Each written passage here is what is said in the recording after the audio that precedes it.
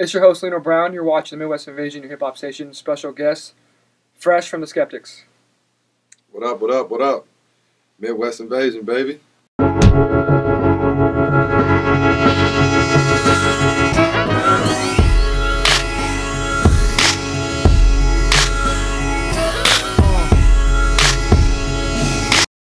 Today's a very special episode. We are at Chapman Studios. Came down here to, fill y'all in on my newest project, Front to Back.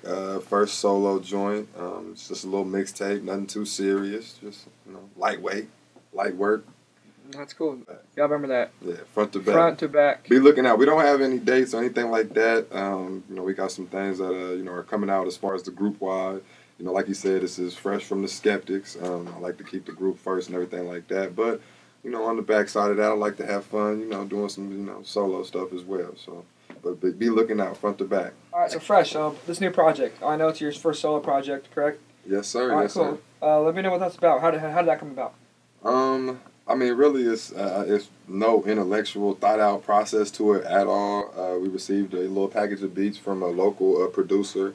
Y'all might know him, you might not. Architect, Tobias Harvey on Facebook. He produced our whole last Lawkey, so that's the same producer. So we've been rubbing hands with him for a long time. But we received a pack of beats, and the first beat it's called Clone Wars, which I renamed it Front to Back Part 1. That beat came on, and I was just in a mood that day and just started spazzing on it. And on the beginning of that track, I said from front to back on you one time, and I just it just kind of caught stuck to me. So I was just like, man, we're gonna do something that every beat I pick, I'm just gonna run on. I'm just gonna spaz on. No hook, no meaning concept. Just having fun and. So for you new viewers out there who've never seen the Skeptics or ever heard the Skeptics music or fresh from the Skeptics, what can they expect to hear? What is your voice like compared to other artists around the region? Like we was talking about earlier, a lot of, music today is, so focused on being in the club. You have to be in the club. People have to dance to it, at least in my opinion. A lot of what you hear, a lot of what's popular now is, it's going that way. More commercial and just, kind of just simple. You know what I mean? It's all about the hook and saying something catchy. And I wanted to... No 2 Chainz sounding like... No 2 Chainz. Not the disrespect 2 Chainz at all. He's an entertainer in his own, and there's a place for 2 Chainz. Yep. There's a time and place for that. But basically, on this, you're just going to hear a lot of raw, just going, just spazzing. That's the only word that comes to mind when I think about this project is just spazzing. Not in the sense of going crazy or chaotic or nothing like that, but just a lot of bars. Bars. I can emphasize that. But just more of a hip hop and raw sound. That's what you're gonna hear on this. I like that. Y'all hear that? Straight hip hop. Straight hip hop. That's what I like. At least my interpretation. Everybody has their own interpretation of hip hop and what they think it is, and where it's coming. What's and it's always evolving. It's always But this is my interpretation of that, and kind of takes it back to I read a book Decoded by Jay-Z, and he said that where he started was just on the block, kind of just freestyle battling, rap battling. But this isn't. I'm not battling per se a one individual. It's kind of like I'm calling out the group as a whole, MCs as a whole. Like this is my style. This is what I'm doing. This is why I'm better than y'all. Whatever have you. Are you attacking people like Kendrick on Trollverse? No. Not even on that same level, because I'm not even worried about them. To me, this is my own world. This is a real selfish project. This is, it's not something that I'm looking to put out and be like, oh, I'm trying to, go viral and become a commercial radio rapper overnight. It's just, it could happen. It could happen. If it happens, it happens. But this is strictly just me being me. Turning on a beat that I like, that kind of made me feel a certain type of way, and I'm just going in on it. That's as simple as I can put it, for real. So what kind of beats do you try to? Like I said, on this particular project, I try to keep everything more around a hip hop, kind of more boom bapish, not necessarily a real backpack sound, not How about East Coast type of beats? Yeah, like a lot of more East Coast, as far as, the beats per minute and the tempo and the speed of things, like definitely a lot of, that style and tempo for sure. But More just a hip hop vibe. Right, You're that's not cool. gonna hear a whole lot of, you know, Yeah. 808s and bass and a lot of knock like that. So All right, cool. Is there going to be any type of dance record on there? no dance record at all. You will not find a dance record on this and on this tape. This is strictly, like I said, content, bars, lyric, you know, all that. All right, cool. No Supermans on this. So yeah, I know you've been working with Skeptics since I've ever heard any of your music before. So how's this transition going to your solo project for you? I mean, it's cool. I've always kind of been, I've always felt, you know, inclined to do my own music just because I love music, you know, just the meaning, the feeling that it gives me, the emotion behind it myself. So, I mean, I've always done my own stuff, but, you know, I mean, I've just kind of finally got that last push to, you know, finally put something out that was my own. And, you know, it's kind of just, you know, timing. With the Locky thing, you know, coming, you know, with that project, and then before that was 1990 Now, we were still just trying to find ourselves as a group. And then I feel like with Locky, you know, we kind of, you know, nailed it on that one. And I wanted to show the people who I am, you know, aside from who Fresh is with the Skeps. Because in my opinion, it's two total different things. Gotcha. And they'll hear that. They'll hear that with the music. I mean, what you get with the Skeptics is more of a, you know, there's more of, you know, concepts behind that music. You know, there's a hook. There's more, you know, a lot of, you know, storylines behind that stuff. So, I mean, it's a lot more structured when you know, it comes with the group. And with this one, it's just kind of just, you know, freestyle, for lack of better words. You know, not even though it's not a freestyle, I don't want to portray like I'm just going on and just going in as soon as they turn the track on. But it is a lot along, you know, a lot more along those terms, just freestyling. But all right, that's cool. Good to hear. Yeah, strictly hip hop. We like strictly hip hop.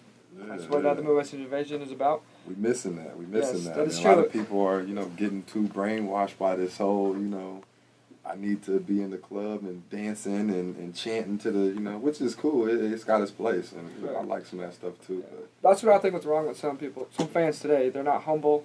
They all try to be rock stars. Not everyone lives that type of life of being a rock star, spending money, hanging out in clubs all the time. There's more to life than just that, and I think I've heard some of your music lately today, and I feel like some of that definitely is diverse, and that's exactly what hip hop needs and misses right now. Let's do that. Let's switch roles real quick. Let me be the interviewer. Go ahead. Let's do that. After hearing some of that, what do you feel like? You know what I mean, tell me what your opinion is. What is you know, where do you think Front to Back is? My opinion from the difference between you doing a solo project, definitely diversity. Like you just said, straight bars. I like straight bars. I'm an old school fan. You know, I like people like Nas. Okay, you know, Wu-Tang. Some newer cats. Well, to me they're not newer, but as a group, Slaughterhouse. I think it's Slaughterhouse. And that's who. And when you say that, like, that's who I think a lot of those people, they get kind of lost in the sauce of all the, you know, what you just said, flashy, and I have to have chains and flashy rides, and you know, I'm in the club, you know, making it rain and spending lots of money and stuff like that, because that's kind of what, you know, the world is, you know, aiming towards now. And so I think a lot of, you know, the Slaughterhouses, you know, the Nas and all that, like that kind of stuff, you know, gets lost. Like, you know, I had one of my, you know, employees that worked for me. They said that they didn't know, you know, really Jay-Z was as hard as he was. I had to be like, oh, you did. You had to laugh at that. Yeah, because these young fans don't. And I'm not talking about the Holy Grail. You know, I'm not talking about that. Like, I'm talking about, you know, the Reasonable Blueprint. Doubt. You know what I mean? You know, Fade to Black. And I'm talking about, you know, the Black Album and all that. Like, you know, I'm talking about the early Jay-Z where he was hungry still, where he was, you know what I mean, trying to, you know, make his imprint and stuff like that. Like, a lot of these young kids, they don't know what that means. They've never heard stuff like that. So I would like to say that, you know, I'm trying to take a piece of that and bringing it back to try to make that irrelevant. That's good. You know what I mean? So, you know. I dig that. I would say you've been influenced by East Coast rap. You're definitely, you also are from the Midwest. How does the Midwest and the East Coast influence from you help you? I mean, I would like to say that, I mean, the influence from the East Coast is strictly just, you know what I mean, being a big Jay-Z fan, you know, liking Nas, you know what I mean, of course, Wu-Tang, and so, like, that's drawn from that, and I just like that style of rap. I like that tempo, I like the beats, you know what I mean, more so than, you know, West Coast or down South, you know, and all that stuff, so that's where, you know, I've drawn from that, but I feel like being from the Midwest, it's kind of it's always been like a melting pot Correct. to me. I've Yeah. always looked at it that way. You know, we kind of just gravitate to things later than everybody else, but we kind of get everything. You know what I mean?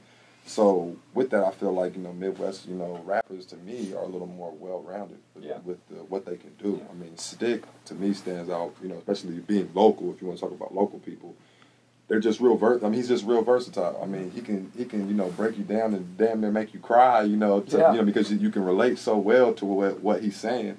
But then he can hop on something that's, you know, live and you know, you can get the party going. And I mean, I think that, you know, that influences with a lot of Midwest rappers. I mean, from Stick, me, Scotty Mills, you know, the rest of my group, J-Mo, to, you know, Busy, Mike Spist, a lot of people. I mean, even if you look at Kanye even, I mean, he's very, very versatile. If you look at from where he is now to where he came from, I mean, Through the Wire and stuff like that, to me, was a little bit more along the terms of, you know, hip-hop-ish, you know, meaningful stuff. And now, you know, it's starting to be like, you know, of course, watered down, iconish. Correct, yeah. You know what I mean? He's an icon now, so, you know, there's only so much that you can talk about, you know, once you get to the clouds. Yeah. So, but yeah, I mean, I think that the Midwest and East Coast is a very heavy influence on me just because I like to be lyrical. I like to talk about stuff. I like to have meaning behind what I say and relate to people.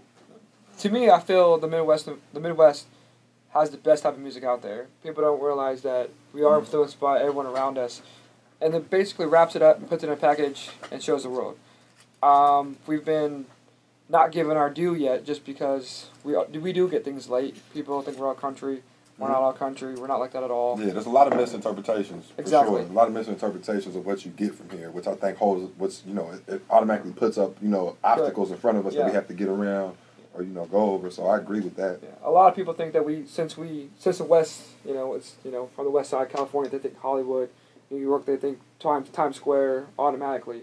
And then we try to emulate that. We really don't try to emulate it. It's just that it's around us, and it's just what we know. It's not like we're trying to be East Coast. We're not trying to be West Coast, and we're not trying to be down South either. We're trying to get our own voice, and our voice is all of it wrapped up in one. How is that not the best? Right. Take the thing, take the left, take the right, take the down south, and put it all together. That should be the best thing out there. Yeah. Can't forget, you know, Canada now with Drake. You know, I mean, you got Drake from Canada. He's you know, made that pipeline now. So, but no, I mean, I definitely agree. I mean, everywhere you're gonna get people that try to, you know, emulate certain styles and bring their own sauce to it. You know, what I mean, that's just kind of the culture itself. But the great ones to me always, you know, their originality is what seeps through. You know, you always, you know, with the great people, you always see that first, just how original they are, whether they be from, you know, West, East, here in the Midwest, South, anywhere, you know, the originality is what stands out for me. You know, when I look at an artist or a new artist, which, you know, I must confess, I don't look at a whole lot of new artists. You know, I mean, like I was telling you earlier, I kind of stay in my own world, you know, so there is some truth to Skep life when we say that. I mean, a lot of, you know, the people that I hang around, we just kind of, you know, stay close-knit and, you know, well, our news is our news. You know what I mean? We don't really talk about that a little bit. Talk about Skep life. So some people, some of the viewers watching right now, they don't know what Skep life means. Besides, you know, you got Skeptics as the rap group, but what is Skep life? I mean, really, it's just, you know what I mean, like the Skep life. It started out, you know, a group of us. You know, we all came from Oakland. And, I'm from Oakland too. East side. So, it just started out in Tino Bug. I mean, for, you know, the new viewers that don't know him, the name is Tino Bug. He, you know, he's real big with crews back in the day because we danced and we, you know, pop locked. Yep. That's where kind of our, you know, our passion for, you know, the hip hop world started was with dancing first. And Beat Street, we was always really on Beat Street, which is a crew of people. So we was always, we got to have a crew, we got to have a name, we got to have a name. And so we got together at one of the homies' houses and, you know, we just pulled out the dictionary. Well, Tino pulled out the dictionary and we just started going through. And as simple as it sounds, silly as it sounds, he landed on Skeptic somehow. And then we started, you know, then we didn't quite understand, you know, how, you know what I mean, we just liked how it sounded. Yeah. But now it just makes sense in a sense of, in the music aspect, we do this for the skeptics, for the people who doubt us. I like that. But in a sense, we do it for people who have doubt in themselves, to show you, hey, I'm just an average Joe from Topeka, Kansas. Yeah. You know what I mean? You don't have to be skeptical no more. If I can do this, if I can make it from where I'm from, or I can make it, you know, to wherever, you know, to my highest goals, or to, you know, the success that I want to seek, then anybody can. So that's, you know, kind of where, you know, the way I, you know, portray Skep life and skeptics. You know, somebody who's just living out their dreams and living out the dream for other people to see, And for them to be like, hey, I can do that too. You know what I mean? That's just an average cat right there. Yeah. And he's doing it. He's doing what he wants to do, and he's moving how he wants to move. So that's where it comes from. Like I said, it started way back, and it was just something catchy that we just grasped on, but it happened to work out. So great. Yeah, I see you guys, came a long way. You guys you all making music, the group as a whole making music. Yeah. You guys are all great people. I mean, I've known y'all for a while now. Yeah. I've known you since we were little. I know since we were little.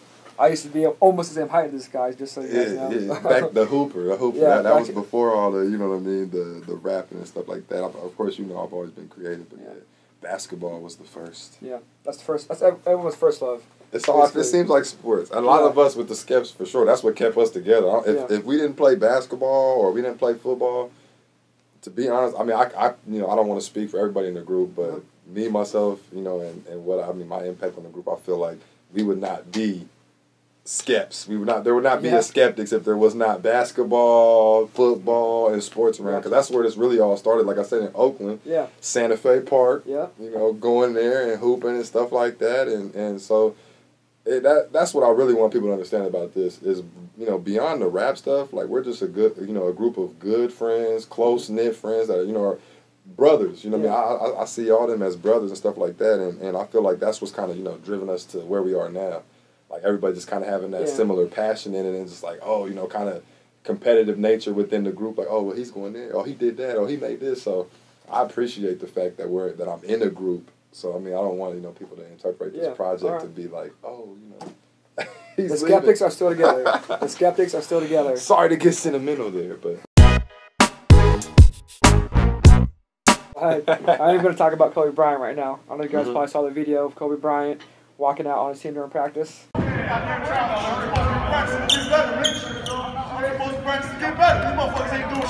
It's Kobe, man. It's Kobe. That's what he does. I mean, being as great as Kobe Bryant is, and I'm a Kevin Durant fan. Let me just put that on the record. I'm a KD fan, y'all. So for all you LeBron, the King fans, bandwagon jump, KD, MVP. 2 years in a row. You heard it here first, Midwest Invasion. But anyways, back to the topic at hand. Kobe Bryant cussing his teammates out, going specifically at Nick Young. Correct. Is what I heard. Which, I mean, that's basketball. Anybody who's been on the basketball court, anybody who's played, any type of competitive basketball, whether it be, at Oakland Community Center, whether it be at, Hillcrest or Central Park, wherever, you get heated. You get heated. And I think that's all it was. But because he's Kobe Bryant and because he's held to a certain, standard, it gets escalated. Yeah. I mean, the language probably wasn't the best. But, I mean, he's a human. He's a human. That is what it is. I mean, if I could count, if I got paid for the number of times that I had, that happened with me and my friends, we wouldn't be sitting here right now. Midwest Invasion would be top notch. We'd be running things right now. But I mean, it just happens all the time. So, I mean, it is what it is. Kobe Bryant, you can't say too much. You're not going to trade him. You're not going to. I mean, it's Kobe Bryant. You're right. I'm a Kobe hater, by the way. He just passed MJ. Okay. Oh, so that. All right. That makes more sense to the question. Then you're a Kobe hater. I'm a Kobe hater. I'm not gonna lie, and LeBron hater too. So. Not y'all. Close your ears back there. My man behind the camera is a big Kobe fan. I'm a big. Shout out Doug Will. I'm a big Jason Kidd fan. Good luck coaching next time you're going to coach again. I don't know if he is. Is he coaching still? Jason Kidd? He's with the Bucks. He's still with him? I believe so. Yeah. Unless they got rid of him. I don't know. Unless they got rid of him unexpectedly. It's been a while. I haven't really paid attention. I didn't think they was doing so bad. I don't follow the Bucks. I mean, who does follow the Bucks? You're right. I'm just saying. I was following Jason Kidd as a player, but now as a coach, not so much. But last time I checked, he was the coach. Yeah, all right. It's Jason Kidd. What's not to love about Jason Kidd? To me, he was so underrated. People, that's another conversation. He got his due. That's another conversation. I mean, he just wasn't flashy as well. I mean, he's just not what you see. That's why I liked him. That's why I liked him. So he was more of an all-around teammate player, not just the main guy. Let me ask you, what you think about the Rondo trade since we're on basketball? Oh, he was to the Mavericks. Dallas, oh my gosh. We'll see how that goes. Is this a LeBron thing? I don't know. We'll see how that goes. I guess. I don't know. I don't think it's. I mean, I had a pretty heated conversation with some LeBron fans. Yeah. They're all, as soon as something happens in the West, it's going to be harder for KD and this and that. So they're of course loving the move and all that, but I don't think it's going to work personally. I just think that the man, I think he has some skeletons in his closet that people don't really know about. Yeah. Everybody keeps talking about, he's, you know what I mean? He's not the best teammate, this and that. For a man that passes as much as he passes, I would like to say that, it's hard not to be a good teammate, but you never know what goes on behind the scenes. Yep. You know what I mean? You never know. He could be, cussing out his teammates, we don't know that. Especially with what's going on, you know what I mean? That boy that was up at Boston, Delonte West, and, and LeBron's mom, and that whole little stuff that was going on. So you never know in the NBA nowadays. That's all I'm going to say. But I do know that Dirk Nowitzki did not sound happy when they interviewed him about it. So I'm curious to see. We'll see. We'll see. I'll be watching. I'll be watching basketball. Bill Cosby. That's going to be our next topic. Did he really put his hands on these women?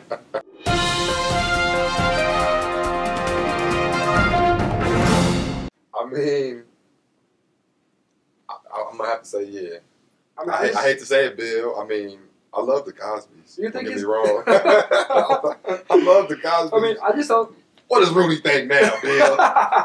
What kind of, what kind of role model are you for these dogs? I'm just playing. But honestly, at the end of the day, we can't forget that these people are human beings. They're human. You know what I mean? Like, we get these ideas, we get our ideas, and our, how we view these people, how we portray these people based off of, their, role in a movie or their role on a sitcom. Right. And everybody would like to think that Bill Cosby acts like Dr. Huxtable every second of the day, but apparently Bill tries to get down. Which, he's a man too, so. That's true. Not saying that man, rape women. Multiple women, but. Was his game really that weak that he needed to do that? I don't know. Those sweaters? I don't know. My thing is, though, it's Bill Cosby, though. So, at the same time, it's hard for me to believe that he did that because it's Bill Cosby, but at the same time, it's Bill Cosby.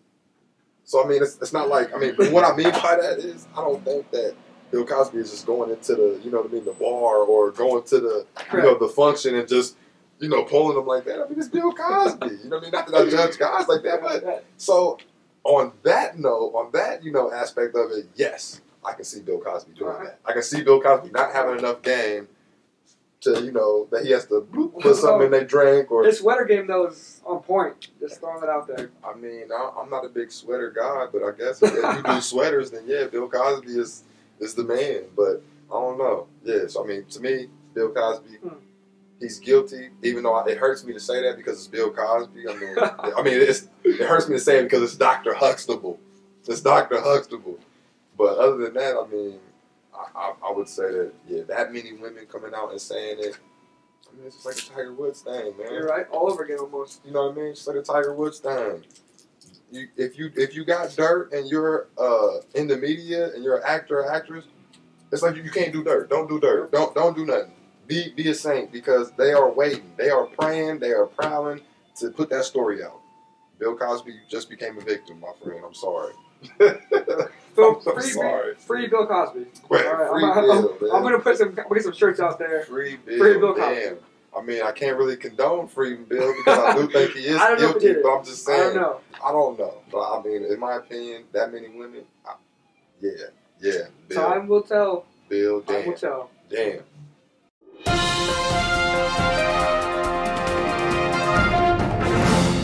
There you guys have it. That's his opinion. My opinion. Free Bill.